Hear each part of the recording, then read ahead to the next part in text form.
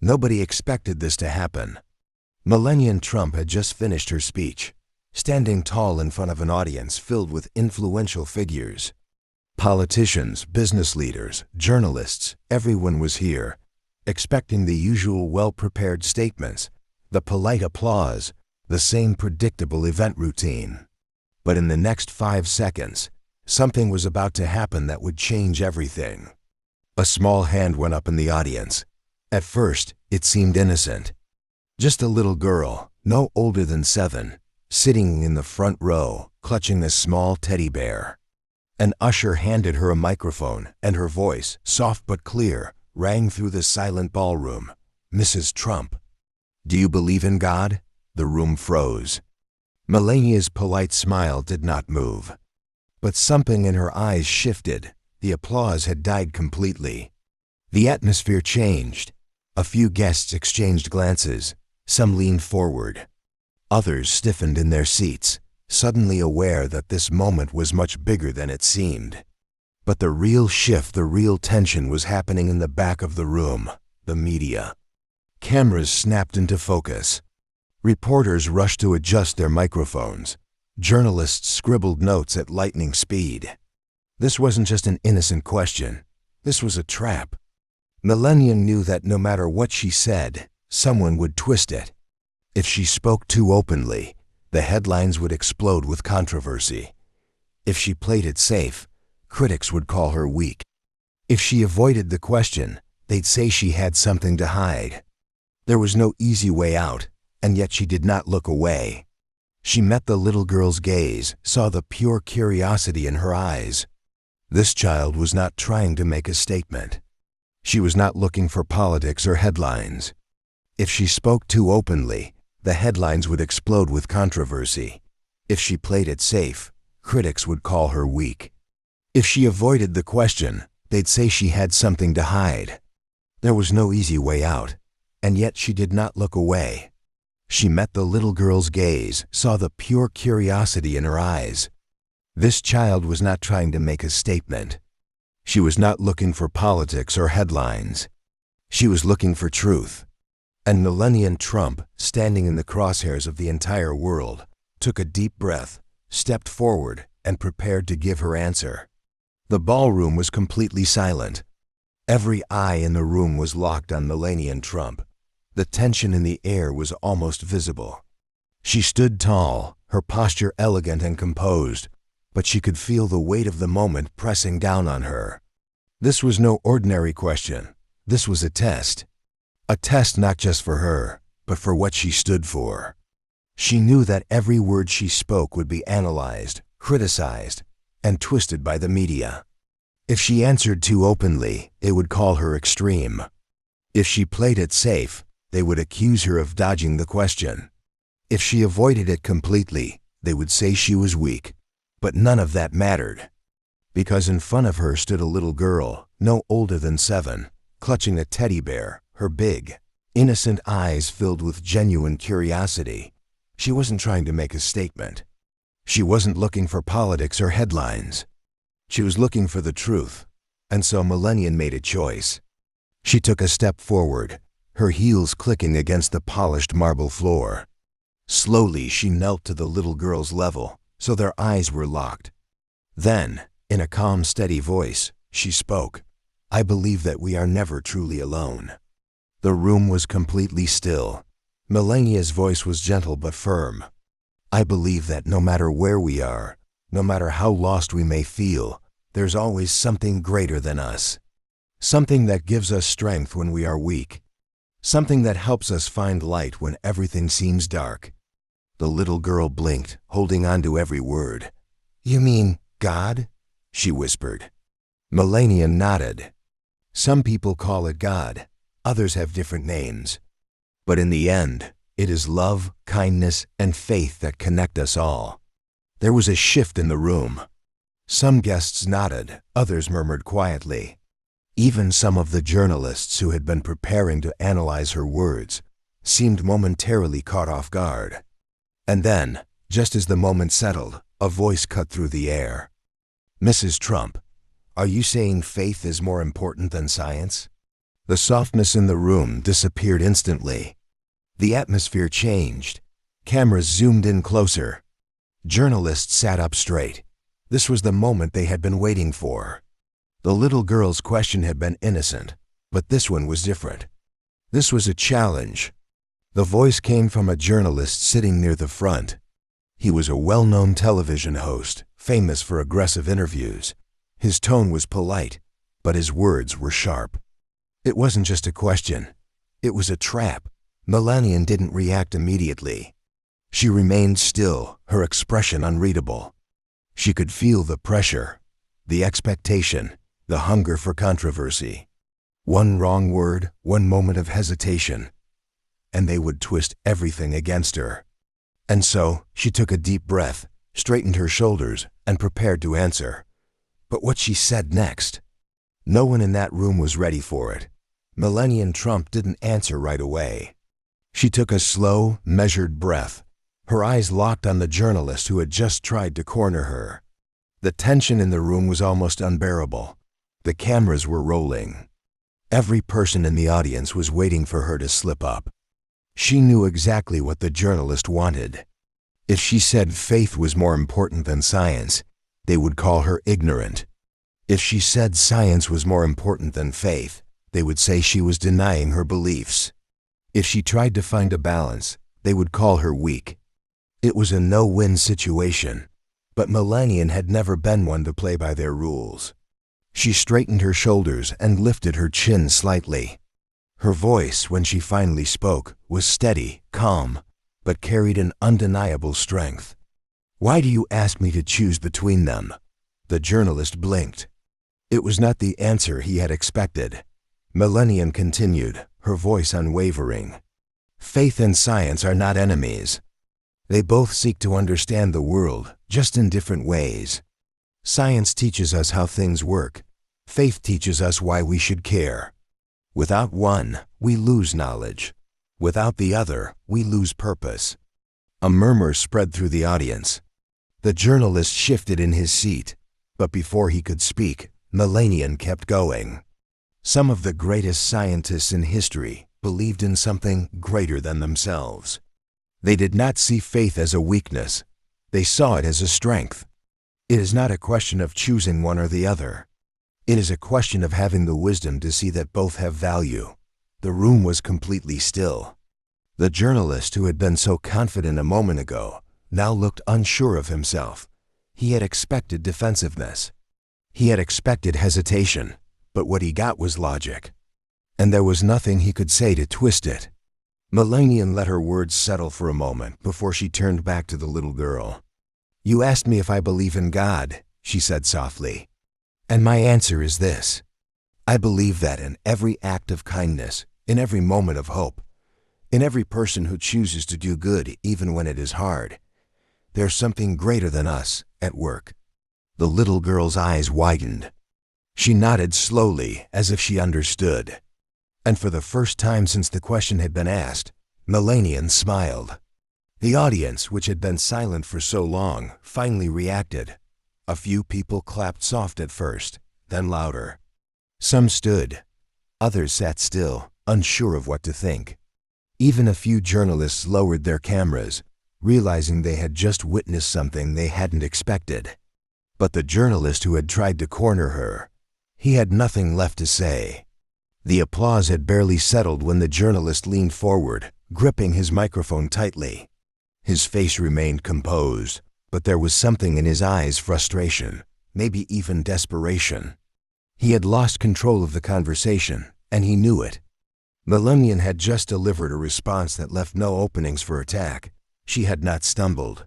She had not hesitated. And worst of all for him, the audience was now on her side. But he wasn't done yet. "Mrs. Trump," he said, his voice sharper this time. "That was a beautiful answer, but let's be honest. There are millions of people in this country who don't share your beliefs, who don't think faith has any place in modern society. Wouldn't you agree that in a world built on facts, faith is outdated?" There it was, the last push. A final attempt to corner her, to frame faith as something weak, something irrelevant. Melania didn't react right away. She remained perfectly still, her hands resting gently in her lap. The lights above cast a soft glow on her face, but her expression remained unreadable. She wasn't just thinking about what to say next. She was making sure that when she spoke, it would be the last word. Her gaze swept over the audience. She could see the tension, the uncertainty. Some people nodded at the journalist's words. Others frowned. And then, finally, she responded. "Let me ask you something," she said, her voice smooth, unwavering. The journalist blinked. He had expected an answer, not a question. Melania's tone never changed, but her next words shifted the entire energy in the room. "Can you measure love?" she asked. The journalist hesitated. "What do you mean? Can you hold it in your hands? Weigh it? Put it under a microscope?" He frowned. "Of course not, but—" "And yet, it exists," she continued, her voice calm but cutting. "People live their entire lives searching for it. They make sacrifices for it. They build families, friendships, entire communities because of it." She let the words sink in for a moment before delivering the final blow. Not everything that matters can be measured. Not everything that is real can be seen. The audience shifted. People sat back, processing what they had just heard. Some nodded. Others murmured quietly. The journalist had nothing left to say. Melania turned back to the little girl, who had been listening carefully the whole time. "You don't need to see something to believe in it," she said softly. "You just need to feel it in your heart." The little girl smiled. And for the first time since the conversation started, the audience erupted into applause. Even some of the journalists who had been waiting for a headline now sat back in silence.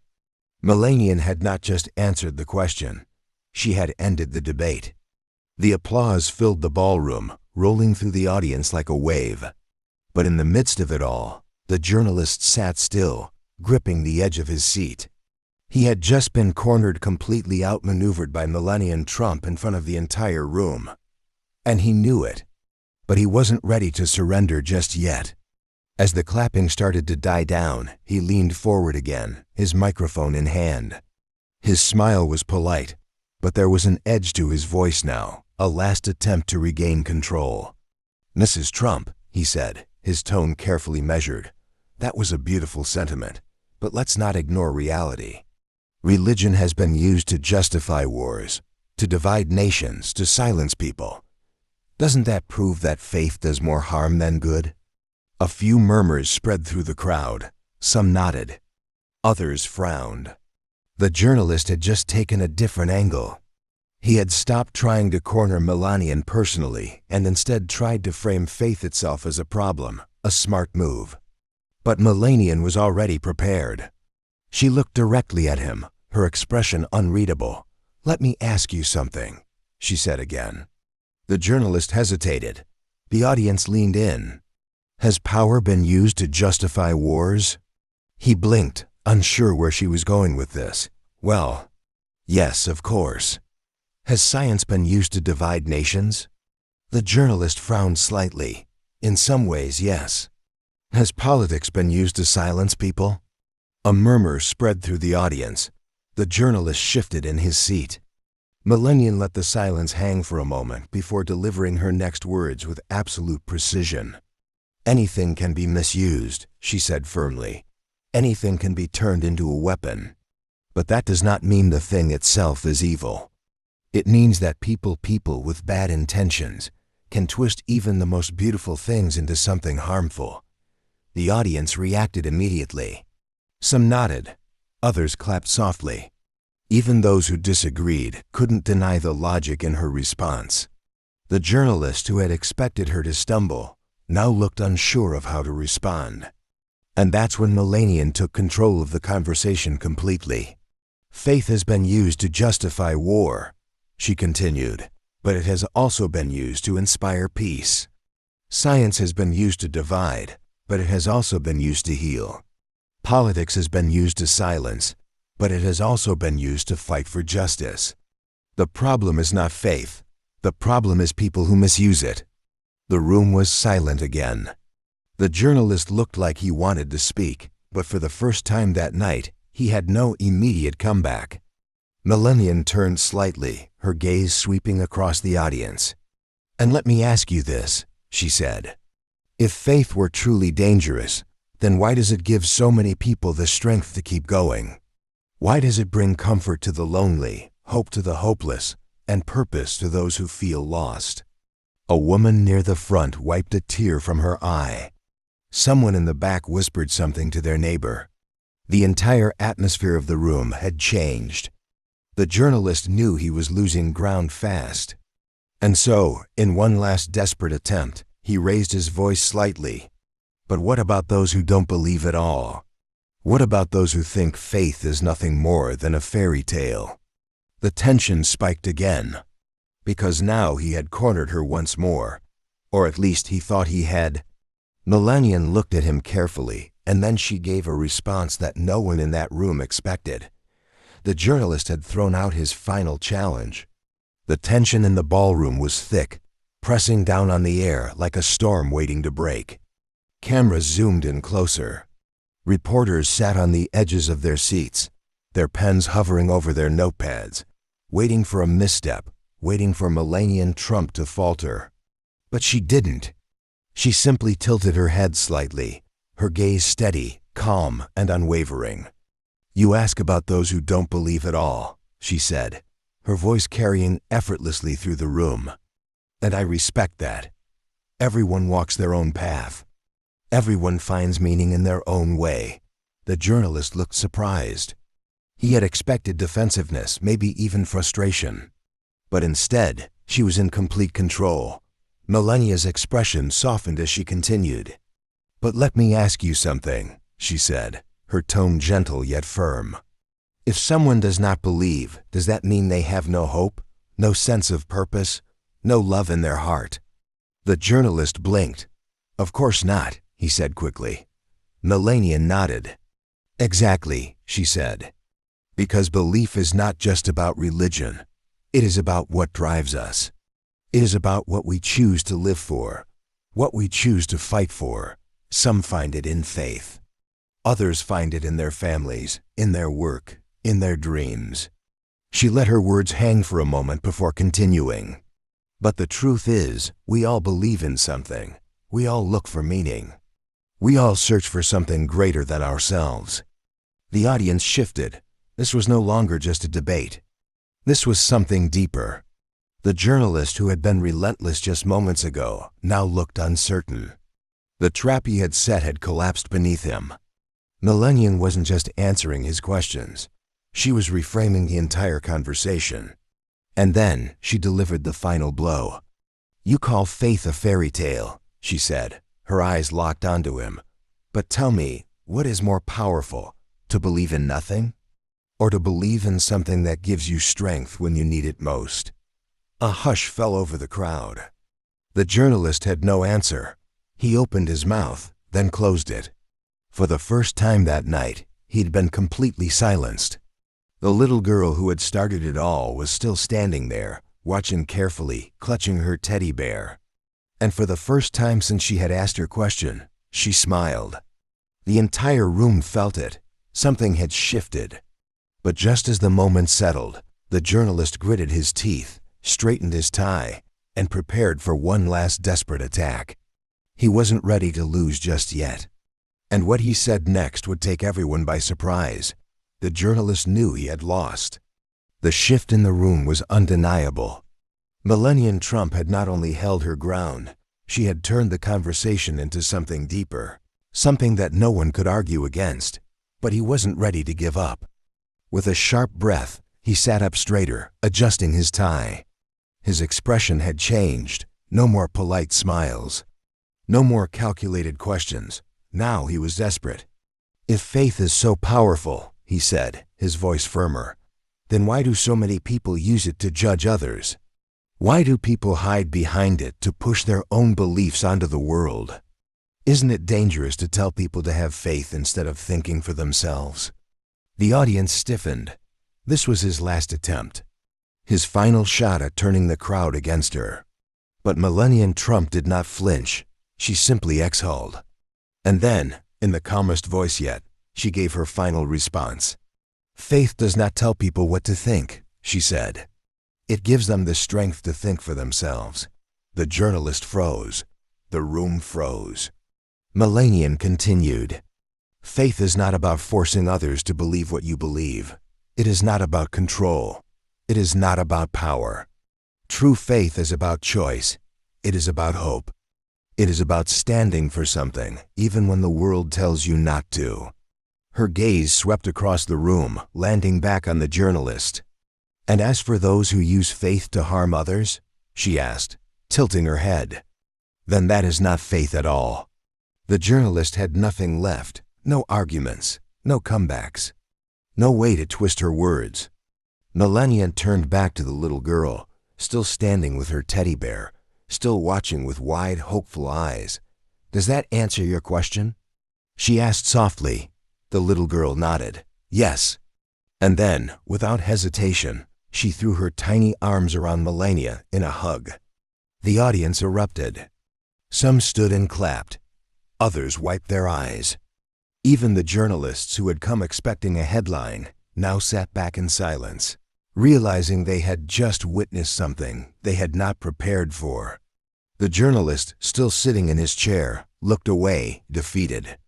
Melania Trump straightened her dress, gave the little girl a final smile, and turned to walk off stage. She had not just won the debate, she had ended it.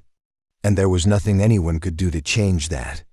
And just like that, the conversation was over. The journalist thought he had control, but Melania Trump flipped the script and left him speechless. But now, it's your turn to decide, did Melania handle this the right way? Or do you think the journalist had a point? Let me know in the comments below. And if you love seeing powerful moments like this, make sure to hit that subscribe button and turn on notifications. Because trust me, you won't want to miss what's coming next. Thanks for watching, and I'll see you in the next one.